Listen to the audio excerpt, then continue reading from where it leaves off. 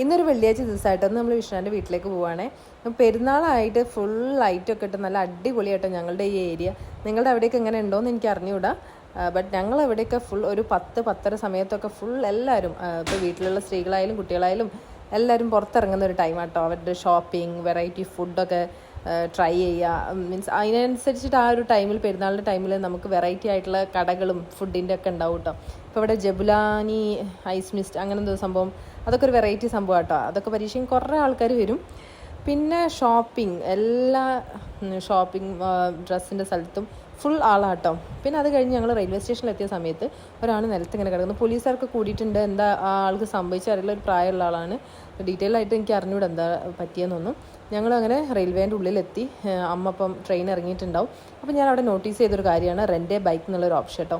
പലർക്കും അറിയാൻ മതിയാവും. ഇവിടെ നിന്ന് ട്രെയിൻ ഇറങ്ങി അവിടെ നിന്ന് ഒരു റെൻ്റ് എ ബൈക്ക് എടുത്തിട്ട് നമുക്ക് ഇവിടെയൊക്കെ കണ്ട് തിരിച്ചവിടെ ഏൽപ്പിച്ച് തിരിച്ചു പോകാം. നല്ലൊരു ഓപ്ഷനല്ലേ. അപ്പോൾ നമ്മുടെ മിഠായി തെരുവാണിത്. ഇവിടെ ഫുൾ വൈബാണ്. മീൻസ് ഫുൾ ആളുകളാട്ടോ. ഈ ഒരു ടൈമിൽ 11 മണിക്ക് ആവാനായിട്ടുണ്ടാവും. അങ്ങനെ അമ്മ എത്തി. മോട്ടറിനൊരു ബുക്കൊക്കെ കൊണ്ടുവന്നിരുന്നു. എനിക്ക് ഏട്ടനൊക്കെ ഉണ്ണിയപ്പം കൊണ്ടുവന്നിരുന്നു. അതൊക്കെ ഞങ്ങൾ കഴിച്ചു. പിന്നെ പെട്രോൾ അടിക്കാൻ കയറി. നല്ല അടിപൊളി പാട്ടൊക്കെ ആയിരുന്നു കേട്ടോ പെട്രോൾ പമ്പിൽ വെച്ചത്. നൈസ്, എന്തായാലും നല്ല രസമുണ്ടായിരുന്നു.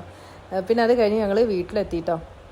വീട്ടിലെത്തി കഴിഞ്ഞപ്പം പിന്നെ ജസ്റ്റ് സംസാരിച്ചൊക്കെ ഇരുന്നു. ഒരു 1 o'clock അല്ല 2 o'clock ഒക്കെ ആവുന്ന സമയത്തേക്കാണ് കിടന്നുറങ്ങിയത്. അപ്പോൾ അത്രയേ ഉള്ളൂ. Bye from Neethu and